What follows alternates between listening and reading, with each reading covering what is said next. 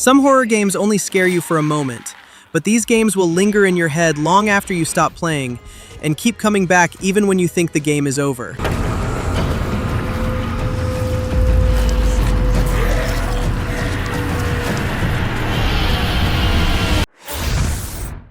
Resident Evil Requiem already feels like the kind of horror game that does not need to prove anything.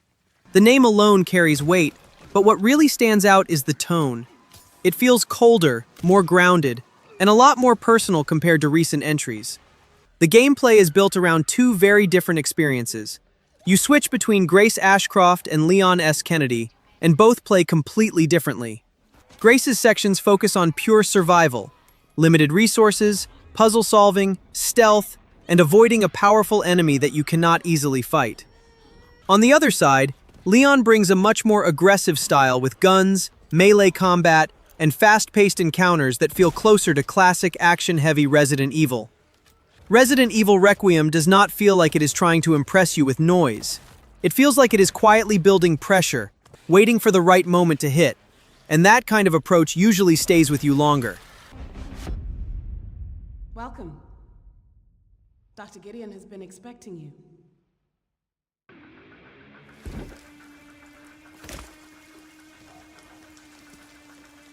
You there, Leon? Yeah.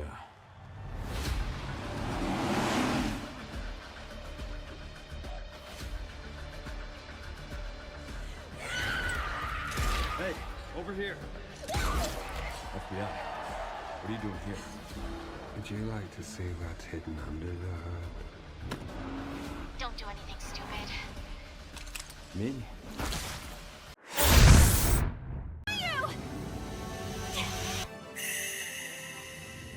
The camera obscura.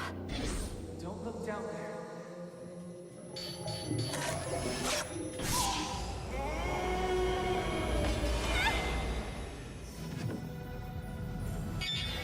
Everyone died.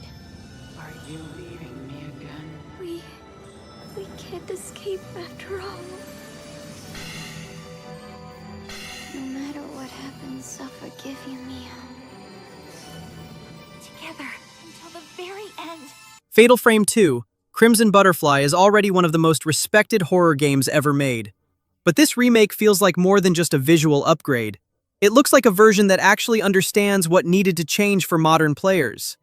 The biggest difference is how much more immediate and personal everything feels now.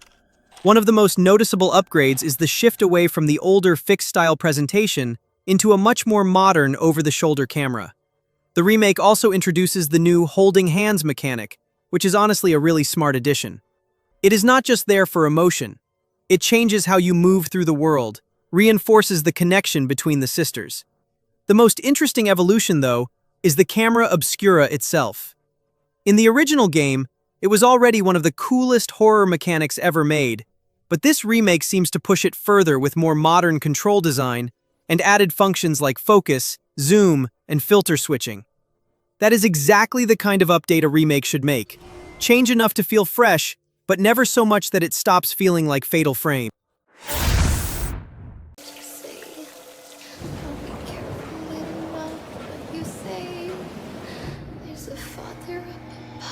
He's looking down in love. So be careful, little moth. You say... Hey, the outsider!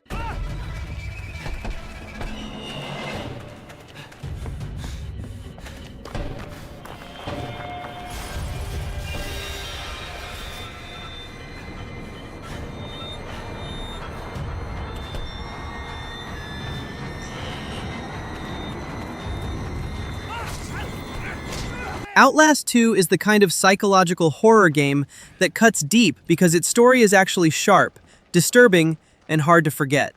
From the beginning, it throws you into a nightmare built around religion, trauma, guilt, and pure paranoia. The gameplay, though, is exactly where the game becomes divisive. You spend a lot of time crawling through mud, squeezing through tight spaces, hiding in grass, managing stamina, and relying on your camcorder's night vision while batteries slowly drain. The microphone on the camera also helps you hear movement in the dark, which adds tension, but for some horror fans, this style can start to feel exhausting or even frustrating instead of scary. Outlast 2 is not the kind of horror game everyone will enjoy, and honestly, it was never trying to be.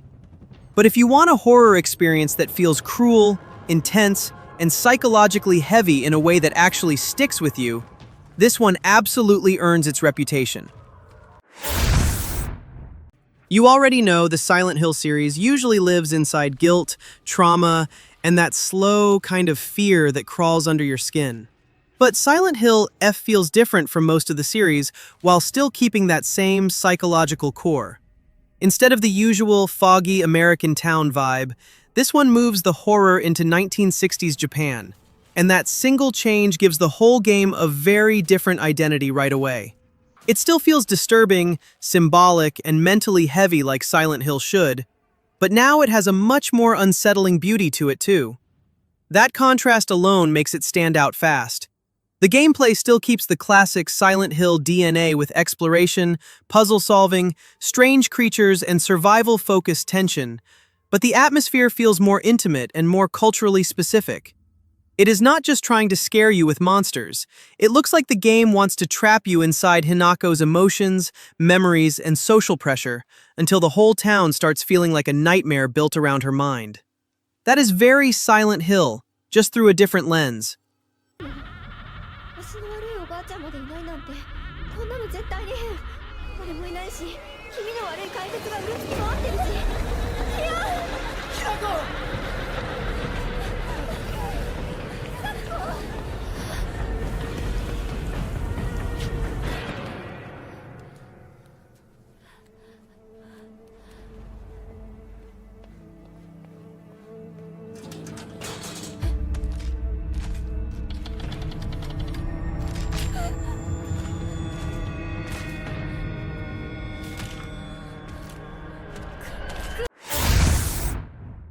Which is fine, we found a new owner. Which is fine, we found a new owner. Which is fine, we found a new owner. Which is fine, we found a new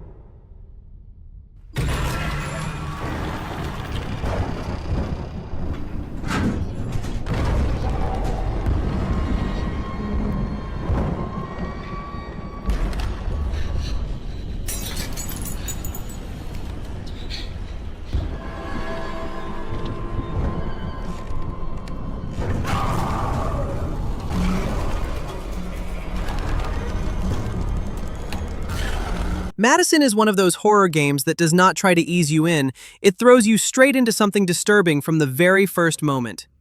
You wake up locked in a dark room, your hands covered in blood, and nothing really makes sense.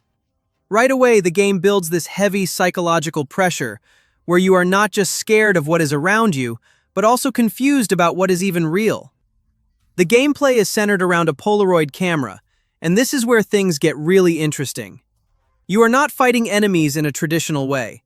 Instead, you use the camera to reveal hidden clues, solve puzzles, and interact with things you cannot see with your own eyes. Some moments feel quiet, but the game can instantly flip into something intense without warning, which keeps you on edge the entire time. MADiSON does not feel like a game that wants to entertain you in a comfortable way. It feels like something that wants to trap you, confuse you, and slowly push you deeper into fear. And honestly, that is exactly why it works. Martha is Dead feels different from most horror games because it is not only about ghosts or jump scares. This game is built around mental health, war cruelty, folklore, and superstition. And that makes the horror feel much deeper and more disturbing. The gameplay is also slower and more focused on the story. You spend most of your time exploring, solving puzzles, taking photos, and finding clues instead of fighting enemies. That makes the game feel more personal and immersive because the horror comes from the atmosphere and the story, not from action. What really makes Martha is Dead special is how it mixes emotional pain, war, and superstition into one experience. It is not a horror game for everyone, but if you want something darker, more meaningful, and more psychological, this is one that feels very different from the rest.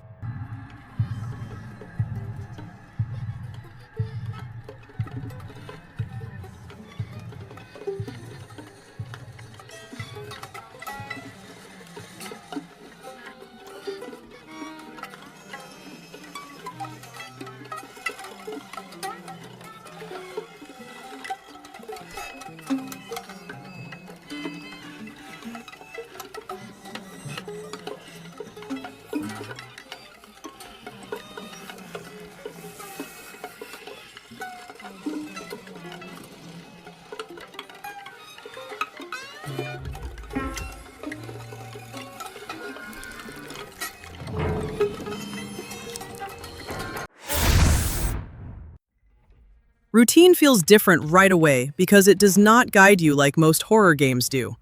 There is no map, no easy hand-holding, and almost no comfort once you step into that abandoned moon base.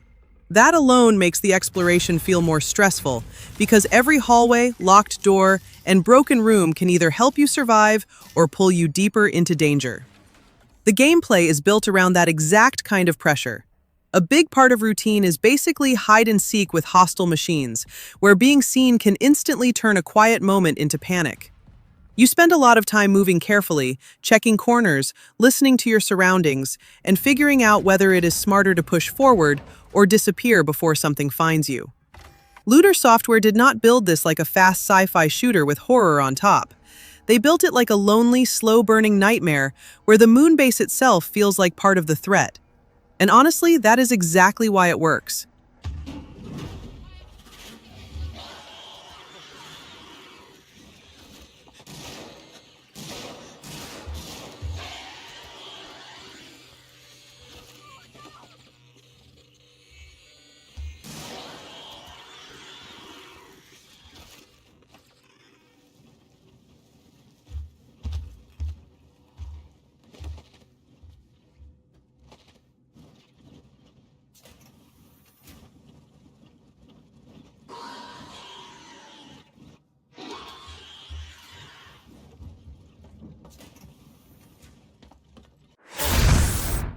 Reanimal already has that disturbing energy, where you can tell something is deeply wrong before the game even fully begins.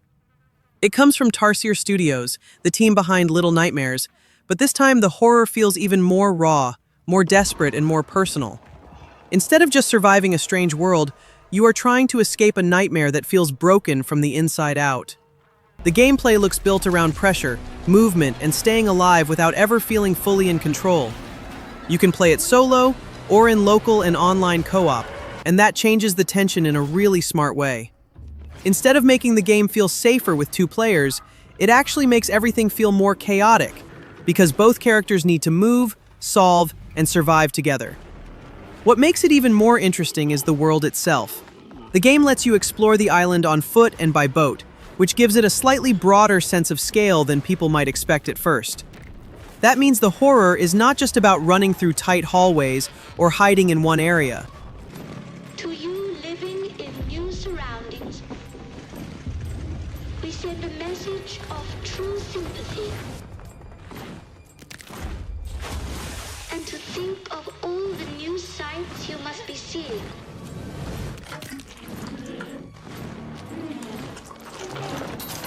And the adventures you must be having.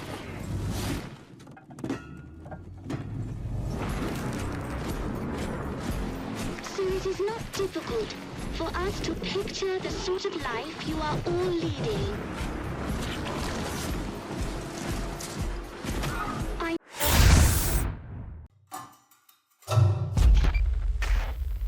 I'm Samuels. I work for the company.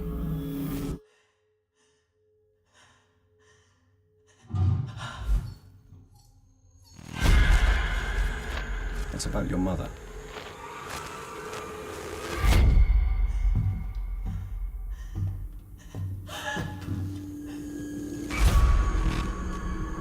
We think we may have found her, Amanda.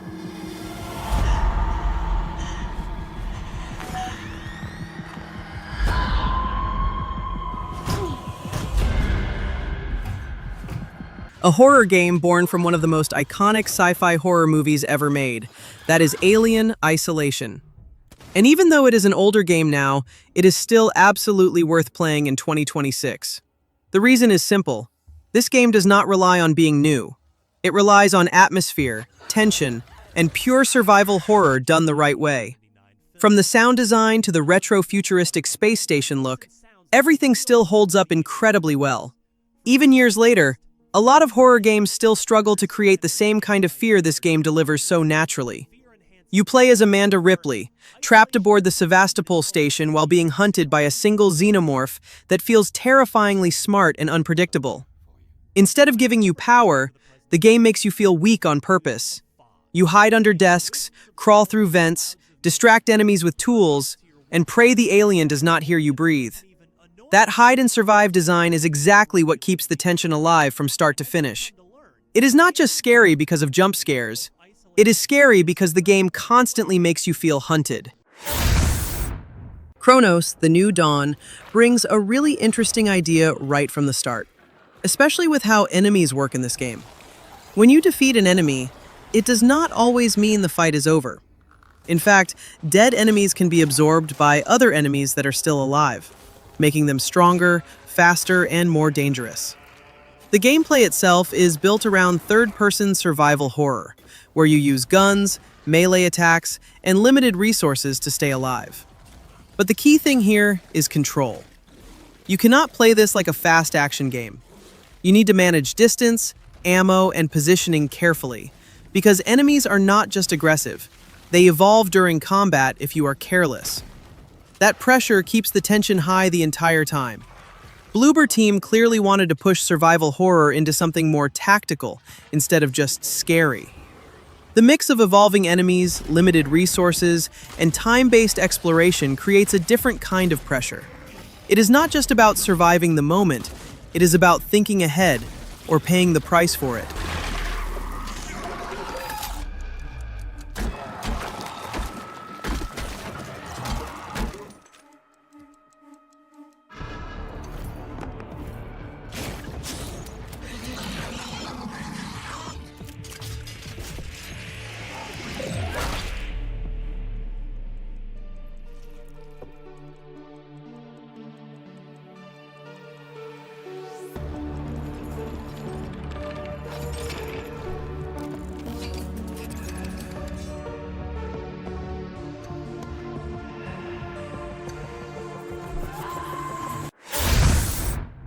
Dying Light the Beast already looks like the kind of zombie game that does not want to waste your time. It throws you back into a brutal world with Kyle Crane, but this time the tone feels more savage, more personal, and way more aggressive. Instead of just surviving another outbreak, the game pushes the idea that Kyle is slowly becoming something more dangerous himself. The gameplay still keeps the core things people love about Dying Light: first-person parkour, melee combat, scavenging, and the day-night danger system. But now it adds a much more physical and brutal edge with beast-like powers, which makes fights feel heavier and more chaotic. You are not just running from infected anymore. You can also unleash that mutation when things get ugly. Dying Light the Beast does not look like a zombie game trying to stay safe. It looks like one that wants to throw you into the dirt, break your rhythm, and make survival feel ugly again, in a very good way. For what he made me become. My name is Kyle Crane. And finally, I'm out.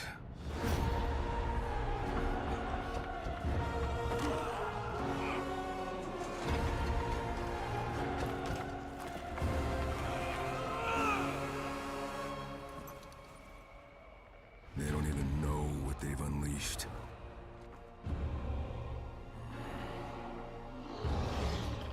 But I'm not the only one out here.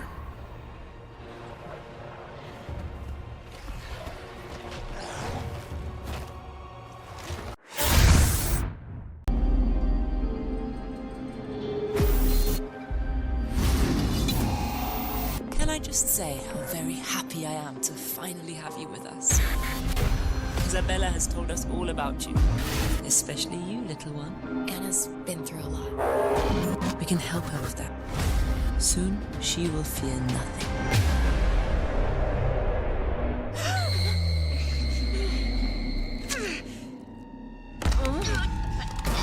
What did they do to me? Anna? Anna?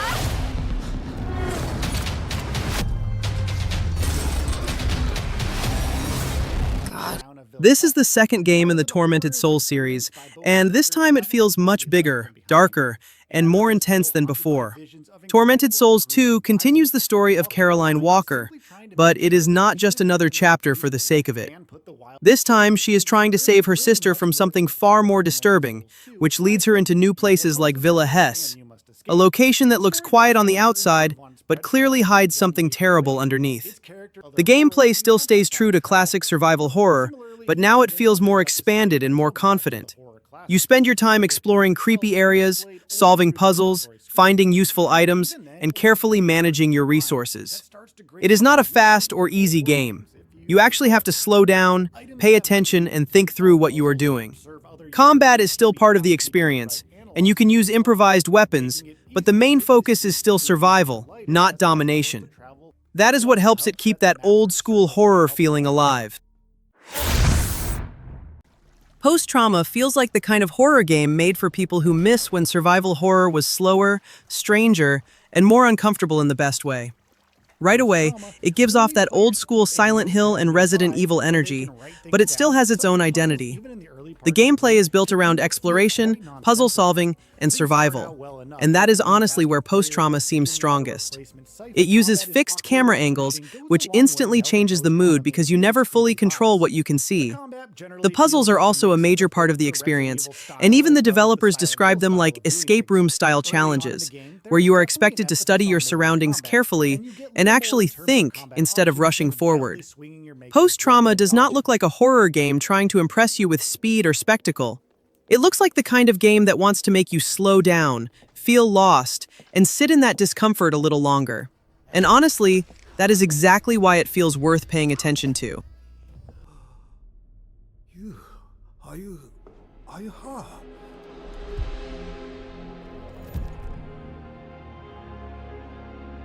Where is this? Where am I? You're in the right place, but you won't like what you'll find. Can I leave? We're not stuck or lost, no. We are right where we are supposed to be.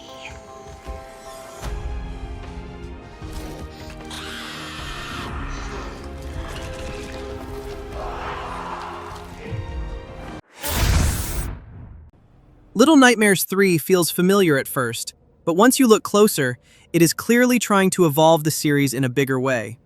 This time, you are not alone anymore. You follow two new characters, Lo and Alone, trapped inside a strange world called the Spiral.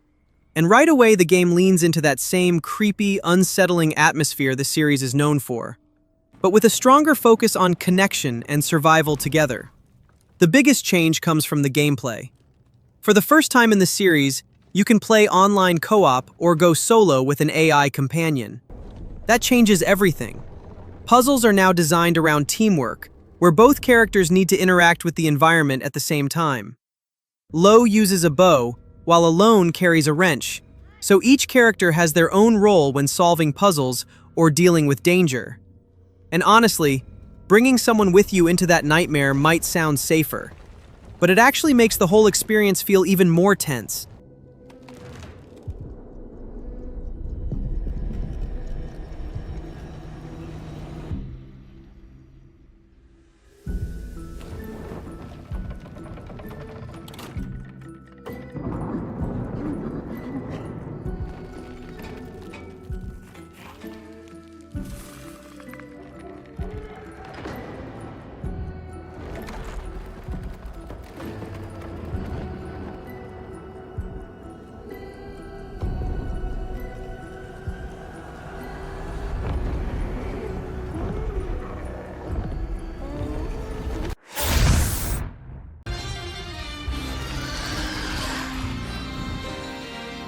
In the black, I had a dream. There was a monster in the woods. And on you go, like a moth into the burning light.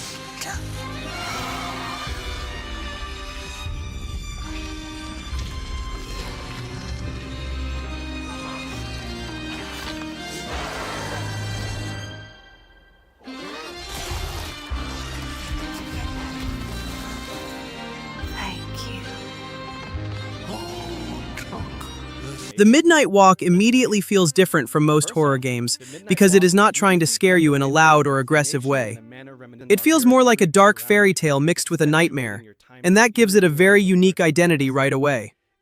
You play as the Burnt One, a strange figure walking through a twisted world with a small lantern creature named Potboy, and the whole journey feels built around light, darkness, and quiet fear instead of non-stop chaos. The gameplay is more about exploration, puzzle solving, and survival than action. A lot of your progress depends on using Potboy's flame to light the path, interact with the world, and get past certain dangers. But that same light can also attract threats, so there is always a smart balance between using it and protecting it. The Midnight Walk does not look like a horror game made to overwhelm you with noise. It looks like the kind of game that quietly pulls you into something weird, sad, and unsettling. And honestly, that kind of horror usually sticks with you longer. Alan Wake 2 is one of the clearest examples that a horror game does not need to be new to still feel worth your time. Even though it is getting close to 3 years old, it still feels fresh because the game is built around atmosphere, mystery, and psychological horror more than trends.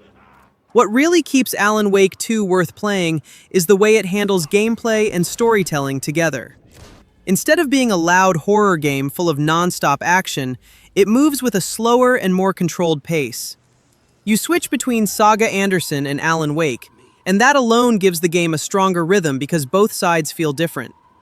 Saga's side feels more like an investigation with survival horror pressure, while Alan's sections feel stranger, more psychological, and much more surreal. The combat is not the main reason people remember it.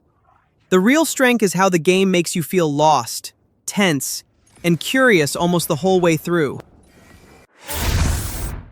Karma. The Dark World feels like the kind of horror game that was built from an Orwellian nightmare first, and only then turned into a playable experience. The whole world is shaped around surveillance, control, propaganda, and the feeling that someone is always watching you. You play as Daniel McGovern, an elite Rome agent whose job is to investigate suspects by diving directly into their memories. That idea alone already makes the gameplay more interesting, because the horror is tied to people's minds, trauma, and broken perceptions instead of just physical danger. A lot of the experience is built around first-person exploration, environmental storytelling, puzzle solving, and psychological sequences where reality starts feeling unstable. Karma. The Dark World does not look like horror made for quick thrills. It looks like horror built to make you uncomfortable in a smarter, more psychological way. And honestly, when a game can mix dystopian control, broken reality, and personal fear this well, it instantly becomes much harder to ignore. Where the hell am I? When the Leviathan Corporation came, everything changed. We brought hope. This mother that you all worship, has she made this city any better? He has lingered too long at the gate of death. How do you know if his consciousness is still in his body anyway? Tell me, do you think a glimpse of a memory is the absolute truth? You don't get to choose to see the events that led up to these memories, or what transpired after.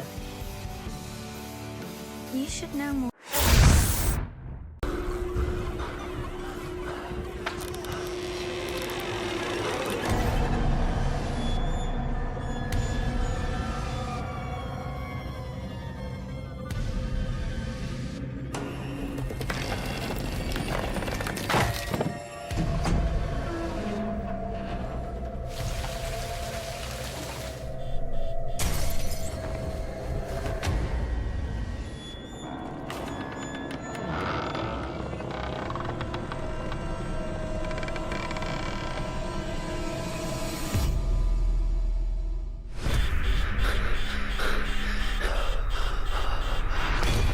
Visage is not the kind of horror game that tries to impress you with action or flashy moments.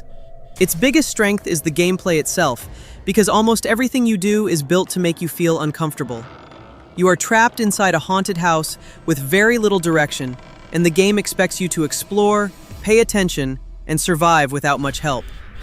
There is also no real combat, which is one of the reasons the game feels so intense. When something appears, your first instinct is usually to run, hide, or avoid it. That creates a strong hide-and-seek feeling throughout the whole experience. What makes Visage work so well is that it never tries to make you feel powerful. It wants you to feel lost, nervous, and mentally drained the longer you stay inside that house. And honestly, that kind of horror usually hits much harder than a cheap scare ever could. Dead Space Remake did not come back just to look better. It came back to make the same nightmare feel more brutal, more intense, and much harder to escape. What makes this remake special is that it was rebuilt from the ground up using the Frostbite engine, not just cleaned up with better graphics. That is why everything feels heavier now, from the lighting and sound to the way the USG Ishimura feels like a dead machine slowly falling apart around you. The atmosphere is not just creepy anymore, it feels hostile. The gameplay still keeps the most important thing that made Dead Space stand out in the first place: strategic dismemberment. You do not survive by simply shooting enemies in the head. You have to cut off limbs, break their movement, and stay calm while they keep rushing at you. That mechanic still feels smart even today, because it forces every fight to be more tactical and stressful. Dead Space Remake understands something a lot of remakes miss. If the fear is going to come back, it needs to come back stronger. And this one absolutely does. Where is everybody?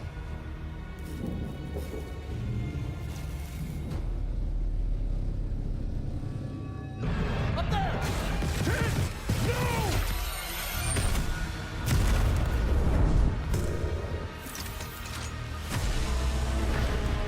This transformation, it's remarkable.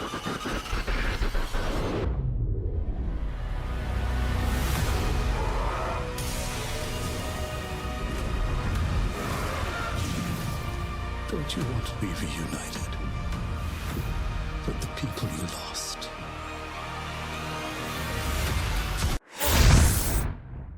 Resident Evil 7 was the moment this series stopped feeling too action-heavy and became truly scary again.